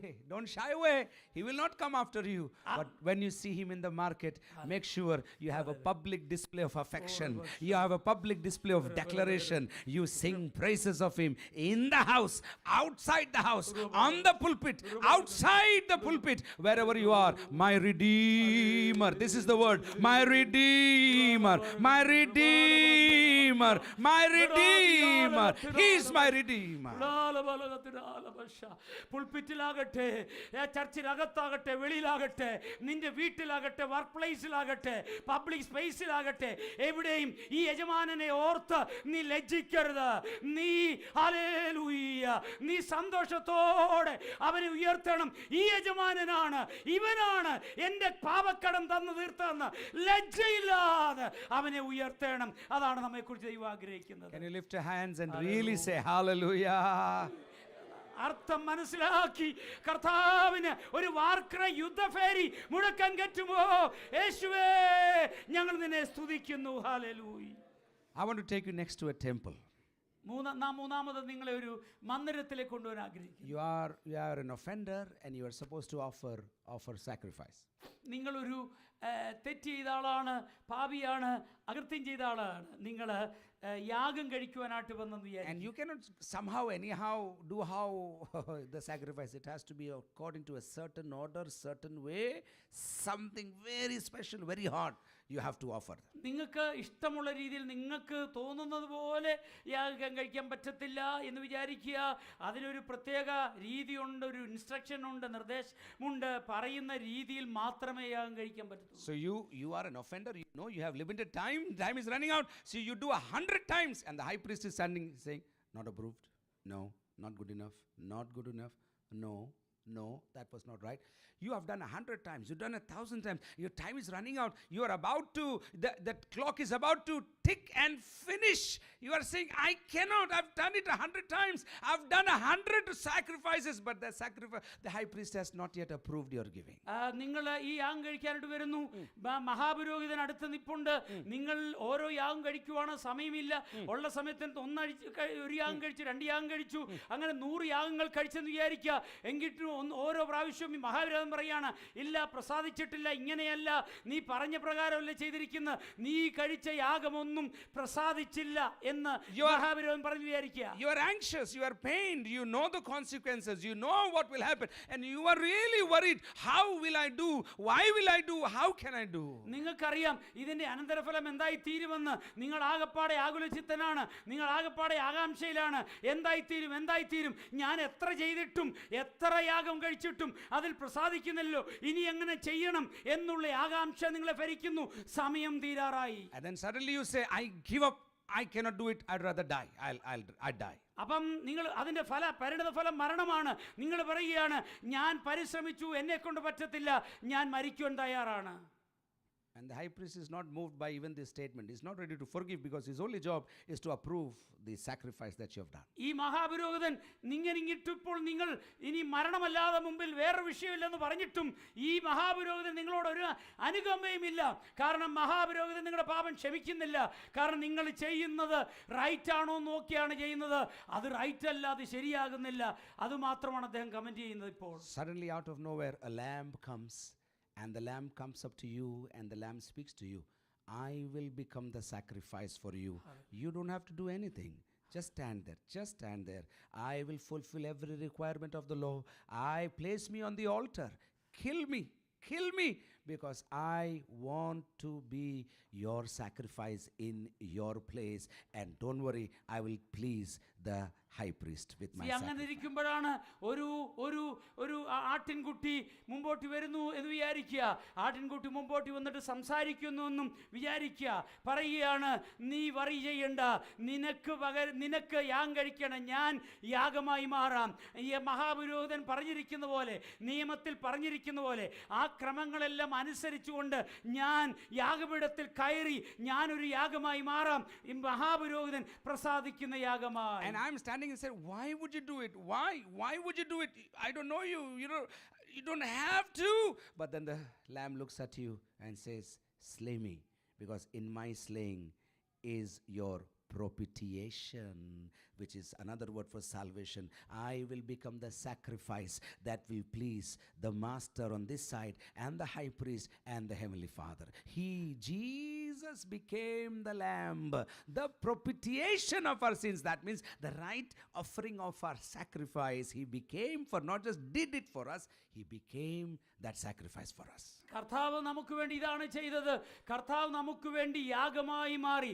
അവൻ നമുക്ക് വേണ്ടി യാഗം അർപ്പിക്കുകയല്ല, പിന്നെ അവൻ നമുക്ക് വേണ്ടി യാഗമായി, നമ്മുടെ പാപത്തിന്റെ പരിഹാരത്തിനുള്ള യാഗമായി അവൻ സ്വയം മാറുകയാണ് ചെയ്തത്. ഇതാണ് കർത്താവ് കാൽവറിയിൽ ചെയ്തത്. The salvation in the courtroom is called justification. സ്തോത്രം. ഈ കോർട്ട് റൂമിൽ നമ്മൾ ആദ്യം പറഞ്ഞ ഉദാഹരണത്തിൽ കോർട്ട് റൂമിൽ സംഭവിച്ചത്, ഈ സ്തോത്രം ആ കോടതിയിൽ സംഭവിച്ചത് നമ്മളെ സ്തോത്രം നീതീകരിച്ചു ന്യായാധിപൻ. Just as if I had never sinned, justified, just as if I had never sinned, he proclaimed me justified. ഞാനൊരു പാപവും ചെയ്തിട്ടില്ല എന്ന മാതിരി അവൻ എന്നെ നീതിമാനായി, നീ നീതിമാനാണെന്ന് അവൻ പ്രഖ്യാപിച്ചതാണ് നീതീകരണമാണ് നടന്നത്. In the slave market, the salvation is called redemption. ഈ ബൈബിളിൽ ഉപയോഗിക്കുന്ന വീണ്ടെടുപ്പ് എന്ന് പറയുന്നത് അത് അടിമച്ചന്തയിലെ ഉദാഹരണമാണ്. അവിടെ നടന്നത് നിന്നെ അവൻ വീണ്ടെടുത്തു. In the temple, salvation is called propitiation. അവിടെ ഈ ആലയത്തിൽ നടന്നത് എന്തെന്ന് ചോദിച്ചൊരു പ്രായശ്ചിത്ത യാഗമാണ്. നിനക്ക് പകരം നിനക്ക് യാഗം അർപ്പിക്കാൻ ഇല്ലാതിരിക്കെ യേശു സ്വയം നിനക്ക് വേണ്ടി പ്രായശ്ചിത്ത യാഗമായി മാറുന്നു. Another image is the living room of a great father. നാലാമത്തെ ബൈബിൾ നമ്മൾ കാണുന്നത് ഒരു നല്ല പിതാവിന്റെ ഒരു launch, living room. It's a beautiful house, beautiful lounge, but there is an issue in the house. അതൊരു മനോഹരമായ വീടാണ്, മനോഹരമായ ഒരു ലോഞ്ചുമുണ്ട്. പക്ഷെ ഒരു പ്രശ്നമുണ്ട്. The son has walked out on his inheritance.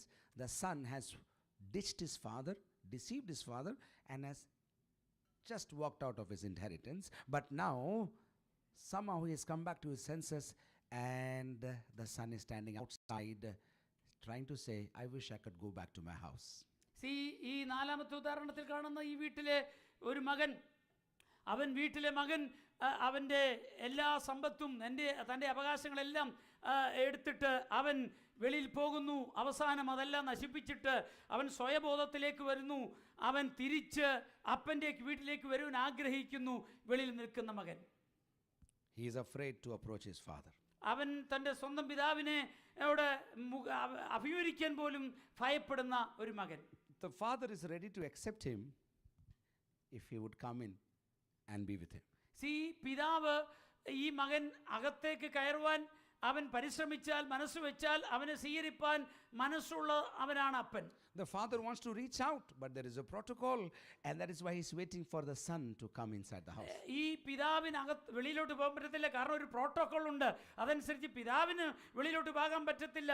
എന്നാൽ ഈ മകൻ അകത്തേക്ക് വന്നാൽ പിതാവിന് സ്വീകരിപ്പാൻ കഴിയും. They need somebody who knows the father and also knows the son. അപ്പം അവർക്ക് ആരെങ്കിലും ഒരാൾ വേണം, ഈ പിതാവിനെ അറിയണം, ഈ മകനെ അറിയണം, അങ്ങനെയുള്ള ഒരാൾ വേണം ഇടയ്ക്ക് നിൽക്കുവാൻ. And more than the son, as the father is getting as disturbed, as he's about to lose his son, he's about to faint and die, he's really disturbed. Suddenly somebody comes and tells the father, Dad, I will go and I will convince him and I will take his hands and I will bring him to you. And Dad says, if that's what you want to do, please do. ഈ മകനെക്കാട്ടിലും ഈ പിതാവിനാണ് വളരെ ബുദ്ധിമുട്ട്. കാരണം പിതാവ് വളരെ വ്യാകുലപ്പെടുകയാണ്. തൻ്റെ സ്വന്തം പുത്രനാണ്, തൻ്റെ സ്വന്തം പുത്രൻ നശിച്ചു പോകുവാൻ, അവൻ നഷ്ടപ്പെട്ടു പോകാൻ പിതാവ് ആഗ്രഹിക്കുന്നില്ല. കാരണം അവൻ്റെ മടങ്ങിവരവിനോട് പിതാവ് ആഗ്രഹിച്ചുകൊണ്ടിരിക്കുകയാണ്. എന്നാൽ പ്രോട്ടോകോൾ വിട്ടിട്ട് പോകാൻ പറ്റുന്നില്ല. അങ്ങനെ ഇരിക്കുമ്പോഴാണ് ഒരാൾ വന്നിട്ട് പറയുകയാണ്, പിതാവേ ഞാൻ പോകാം, ഞാൻ പോയിട്ട് അവനെ കണ്ടിട്ട് അവനെ തിരിച്ച് കൂട്ടിക്കൊണ്ടുവരാമെന്ന് പറഞ്ഞ് ഒരാൾ മുൻപോട്ട് So this middleman comes to the son who is almost fainting, almost dying, and says, do you want to go back to your father? Do you want to go back to the lounge? He has everything set for you. And he's like, I'm saying, I can't. I'm dying. I can't. I want to, but I've tried. I don't think I qualify. I don't think I can go inside the house. Please. And as I'm fainting, he says, don't worry. Your father is waiting for you. He holds my hand, walks me into the chamber. And when I see the father, I'm about to pass out. The father extends his hand and hugs me and says, this house is yours. You belong here. This will be your house forever and ever. അപ്പം അങ്ങനെ ഇരിക്കുമ്പോൾ ഈ സ്തോത്രം help ചെയ്യാൻ വന്ന ആള് മകൻ്റെ അടുത്ത് പോകുന്നു.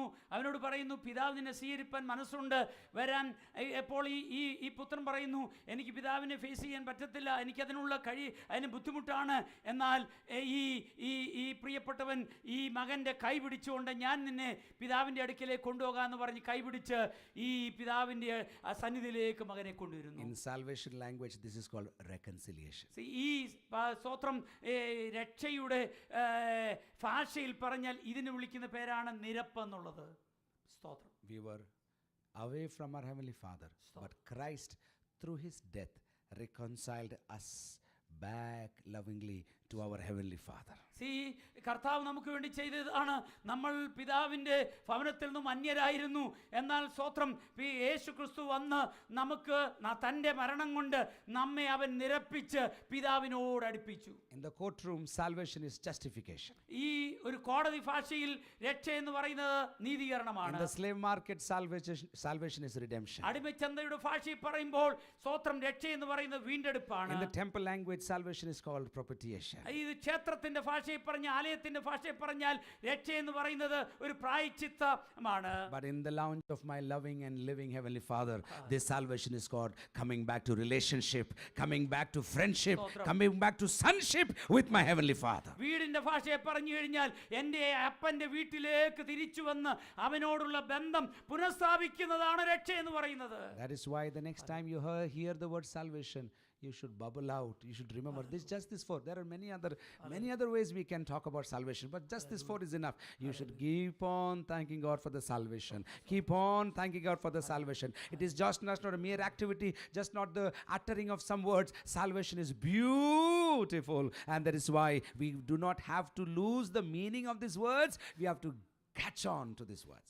അതുകൊണ്ട് ഈ രക്ഷയെക്കുറിച്ച് നിങ്ങൾ കേൾക്കുമ്പോൾ അതിനെ ലാഘവത്തോടെ എടുക്കരുത്. അടുത്ത പ്രാവശ്യം മുതൽ നിങ്ങൾ ഓർക്കുമ്പോൾ തന്നെ, അതിനെക്കുറിച്ച് പറയുമ്പോൾ തന്നെ ആ രക്ഷയുടെ മഹത്വം തിരിച്ചറിയണം.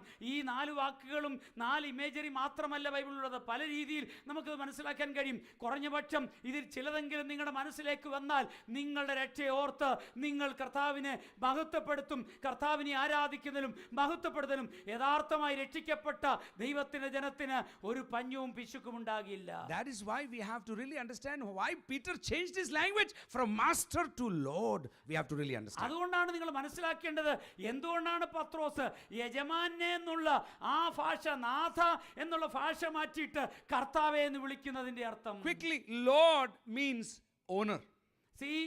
കർത്താവേ എന്നുള്ളതിന്റെ അർത്ഥം വേഗത്തിൽ സ്തോത്രം ഉടമസ്ഥൻ. Number 2, Lord means the one who instructs or gives instruction. രണ്ടാമത് അതിന്റെ അർത്ഥം നിർദ്ദേശിക്കുന്നയാള്, നിർദ്ദേശം തരുന്നയാള്. Number 3, Lord means somebody whom I love and adore, and I'm in awe of this person. മൂന്നാമത് കർത്താവ് എന്ന് പറയുമ്പോൾ ഏത് വ്യക്തിയെ ഞാൻ ആരാധിക്കുന്നുവോ അദ്ദേഹത്തെ അറിയുമ്പോൾ അദ്ദേഹത്തിന്റെ സാന്നിധ്യത്തിൽ തന്നെ എനിക്ക് എന്ത് ചെയ്യണമെന്ന് അറിയത്തില്ല. അത് നിമിത്തം ഞാൻ അവനെ ആദരിക്കുന്നു, ആരാധിക്കുന്നു. അങ്ങനെയുള്ള വ്യക്തിയാണ് കർത്താവ്. One miracle, and from master a distant relationship, suddenly he becomes Lord. That means owner, instructor, giver, the one who creates fear and awe, and not just that, the one whom I bow down to willingly is my Lord. നിങ്ങൾ നോക്കിയേ, പത്രോസിന്റെ ജീവിതത്തിൽ ഒരൊറ്റ അത്ഭുതമേ ചെയ്തുള്ളൂ. അത്ഭുതം അവന്റെ ജീവിതത്തെ മാറ്റിമറിച്ചു.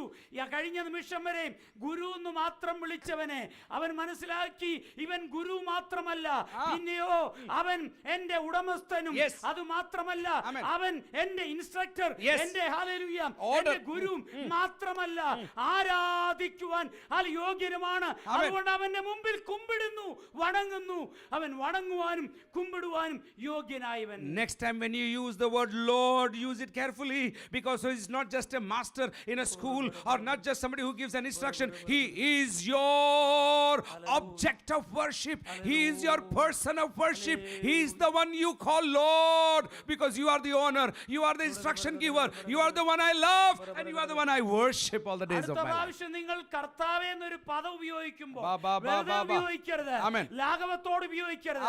അതിന്റെ അർത്ഥം മനസ്സിലാക്കി എനിക്കും നിങ്ങൾ ആരാധിപ്പാൻ യോഗ്യനായ, കുമ്പിടുവാൻ യോഗ്യനായ, വന്ദിക്കാൻ യോഗ്യനായ, വണങ്ങുവാൻ യോഗ്യനായ അവനെ ഓർത്ത് അവന്റെ മുമ്പിൽ കുമ്പിട്ട് വേണം അവനെ കർത്താവ് എന്ന് വിളിക്കുവാൻ. Somebody needs to cry out Kartave, and when you do that you need to stand up and say, Lord, I love you, I worship you, I need you, Lord, I acknowledge you. ശരിക്കും കർത്താവിനെ വിളിക്കണമെങ്കിൽ എഴുന്നേറ്റ് നിന്ന് കുമ്പിട്ട് കർത്താവേ നിന്നെ ആദരിക്കുന്നു, നിന്നെ ആരാധിക്കുന്നു, നിന്നെ വണങ്ങുന്നു എന്ന് പറഞ്ഞാണ് അവനെ കർത്താവ് എന്ന് വിളിക്കേണ്ടത്. This is how Peter said. Jesus was standing, he bows down and kisses the knees of Jesus. He says, Lord, Lord, Lord, I'm in awe of you and my life is yours. No longer mine, no longer mine, my life is yours. പത്രോസ് അതാണ് ചെയ്തത്. അവൻ കർത്താവാണെന്ന് അറിഞ്ഞു കഴിഞ്ഞപ്പോൾ അവൻ വീണു, അവൻ കുമ്പിട്ടു, അവനെ വണങ്ങി നമസ്കരിച്ചു. കർത്താവേ നീ എന്റെ ഉടമസ്ഥനും എന്റെ യജമാനനും ആരാധനയ്ക്ക് യോഗ്യനുമാണ്. See the words, see the words. It's beautiful. Every word is anointed by the Spirit. Look at this. ദൈവത്തിന്റെ വചനത്തിലെ ഓരോ വാക്കും വളരെ പ്രധാനപ്പെട്ട. നിങ്ങൾക്ക് ശ്രദ്ധിക്കാൻ കഴിയുമോ അതിൽ? He just did not fall down because he fainted. He actually fell down at the knees of, he grabbed onto the knees of Jesus. An act of worship, an act of surrender, and saying, God, I'm a sinner, but you are my Lord. From today, I fall at your feet only to worship you. അവന് പത്രോസ് ക്ഷീണിച്ചോ തളർന്നു വീണതല്ല, പിന്നെയോ അവൻ മനഃപൂർവ്വമായി യേശു കർത്താവ് എന്നറിഞ്ഞപ്പോൾ അവന്റെ കാൽപാദത്തിൽ വീണവനെ നമസ്കരിച്ച് നീ എന്റെ ഉടമസ്ഥനും കർത്താവുമാണെന്ന് അവനെ ആരാധിക്കുന്നു. This evening there is an invitation for you to leave the shores from now on and to move into the deep things of God. ഇന്ന് രാത്രി ദൈവത്തിന്റെ ആത്മാവ് എന്നോട് നിങ്ങളോട് സംസാരിക്കുന്നത് ഹല്ലേലൂയ കരയിൽ നിന്നും ആഴത്തിലേക്ക് മാറി കർത്താവിനെ മനസ്സിലാക്കുന്നതിലും ആദരിക്കുന്നതിലും ആഴത്തിലേക്ക് പോകുവാൻ. Number 2, this is an invitation to leave your experience and excuses behind and obey God at any cost. കർത്താവ് ആഗ്രഹിക്കുന്നത് നിങ്ങളുടെ അനുഭവങ്ങളും നിങ്ങളുടെ ഉപാധികളും എല്ലാം നിങ്ങളുടെ ന്യായവാദങ്ങളും എല്ലാം ഒരു സൈഡിൽ മാറ്റി വെച്ചുകൊണ്ട് കർത്താവേ നീ എന്ത് പറഞ്ഞാലും ഞാൻ അനുസരിക്കാമെന്ന് പറഞ്ഞ് ഉള്ള ഒരു അനുസരണമാണ് ഈ രാത്രി ദൈവം നമ്മെ കുറിച്ച്. Number 3, this is an invitation for you tonight to move from emptiness of your life to fruitfulness and everlasting fruitfulness. ഇന്ന് രാത്രി നിങ്ങളുടെ ശൂന്യതയിൽ നിന്നും നിത്യമായുള്ള ഒരു പൂർണ്ണതയിലേക്കാണ് ദൈവം നിങ്ങളെ വിളിക്കുന്നത്. This evening this is an invitation for you tonight to move from a relationship that addresses Jesus as master to address him as Lord. ഇന്ന് രാത്രി നാലാമത് ദൈവം നിങ്ങളെ ക്ഷണിക്കുന്നത് അവനെ ഗുരുവെന്നും അവനെ നാഥനെന്നും അതിനപ്പുറമായി അവനെ കർത്താവെന്ന് യഥാർത്ഥത്തിൽ അർത്ഥം ഗ്രഹിച്ച് അറിഞ്ഞവനെ ആരാധിക്കുവാൻ കർത്താവ് ഇന്ന് രാത്രി വിളിക്കുന്നു. Hallelujah. Luke ends that passage in verse 11 by saying, very marvelously and very painfully, I think very painfully, but very joyfully, and they left everything and they followed him. 11-ാം വാക്യത്തിൽ നിന്ന് വായിക്കുന്നത് അല്പം വേദനാജനകമാണെങ്കിലും സന്തോഷത്തോടെ അവർ സകലവും വിട്ട് കർത്താവിനെ അനുഗമിച്ചു. The fifth invitation tonight is to leave following the world and follow Jesus into the world. കർത്താവ് ഇന്ന് പലകാലം ഈ വയ്യ സമയം സ്തോത്രം നമ്മളെ ആഗ്രഹിക്കുന്നത് അഞ്ചാമത്തെ മാറ്റം നമ്മിൽ നിന്ന് കർത്താവ് ആഗ്രഹിക്കുന്നത് ലോകത്തെ അനുഗമിക്കുന്നതിൽ നിന്നും മാറി യേശുവിനെ അനുഗമിക്കുകയും ഹല്ലേലൂയ യേശുവിനെ അനുഗമിച്ചുകൊണ്ട് ലോകത്തിലേക്ക് ഇറങ്ങുവാൻ കർത്താവ് ആഗ്രഹിക്കുന്നു. Your career is good, your investment plan is good, your career growth plan is good, your education is good, but this evening this is an invitation to move to the next level. Not just follow your passion and desires and your likes and dislikes, but follow Jesus, not into the Himalayas, not into the church buildings, but into the streets, city centers, into the malls, into the highways and byways and hospitals where Jesus is walking tonight. Follow him into the world. നിങ്ങളുടെ കരിയറിനെ കുറിച്ച് ചിന്തിക്കുന്ന നല്ലതാണ്, നിങ്ങളുടെ വിദ്യാഭ്യാസത്തെക്കുറിച്ച് ചിന്തിക്കുന്ന നല്ലതാണ്, നിങ്ങളുടെ ഭാവിയെക്കുറിച്ച് ചിന്തിക്കുന്ന നല്ലതാണ്. എന്നാൽ ഇന്ന് രാത്രി കർത്താവ് വിളിക്കുന്നത് അവനെ സ്തോത്രം ആത്മാർത്ഥമായിട്ട് അനുഗമിച്ചുകൊണ്ട് സ്തോത്രം കേവലം ചർച്ച് ബിൽഡിങ്ങിലേക്ക് പോകുക എന്നുള്ളതിനപ്പുറമായി സ്തോത്രം സീറ്റുകളിലേക്ക് സിറ്റി സെന്ററുകളിലേക്ക് ദൈവം എവിടേക്ക് അയക്കുന്നു കർത്താവിനെ അനുഗമിച്ചുകൊണ്ട് ഇറങ്ങുവാനാണ് കർത്താവ് ആഗ്രഹിക്കുന്നത്. Stop chasing your dreams, stop chasing anything that matters, and then come and follow the Lord. Rather follow the Lord and he will take care of everything in your life. നിങ്ങളുടെ സ്വപ്നങ്ങളെല്ലാം പൂർത്തീകരിച്ചിട്ട് നിങ്ങളുടെ ആഗ്രഹങ്ങളെല്ലാം പൂർത്തീകരിച്ചിട്ട് കർത്താവിനെ അനുഗമിക്കാമെന്ന് വിചാരിക്കരുത്. നിങ്ങളുടെ സ്വപ്നങ്ങളും ആഗ്രഹങ്ങളും എല്ലാം മാറ്റിവെച്ചുകൊണ്ട് കർത്താവിനെ അനുഗമിക്കുമെങ്കിൽ കർത്താവ് നിങ്ങൾക്ക് വേണ്ടിയുള്ള ബാക്കി കാര്യങ്ങളെല്ലാം കർത്താവ് നോക്കിക്കൊള്ളും. Follow me, follow me, follow me, and I will take care of you, says the Lord this evening. കർത്താവ് ഇന്ന് രാത്രി പറയുന്നത് എന്നെ അനുഗമിക്കുക, എന്നെ അനുഗമിക്കുക, എന്നെ അനുഗമിക്കുക. എന്നെ നിങ്ങൾ അനുഗമിച്ചാൽ നിങ്ങളുടെ കാര്യങ്ങൾ ഞാൻ നോക്കിക്കൊള്ളാം. This is an invitation tonight to move and to shift into the things of God. ഇന്ന് രാത്രി ഇതാണ് കർത്താവ് നമ്മെ ക്ഷണിക്കുന്നത്. നമ്മുടെ കാര്യങ്ങളെ, ലോകത്തിൻ്റെ കാര്യങ്ങളെ വിട്ടിട്ട് കർത്താവിൻ്റെ കാര്യങ്ങളിൽ വ്യാപൃതരാകുവാൻ കർത്താവ് നമ്മെ ക്ഷണിക്കുന്നു.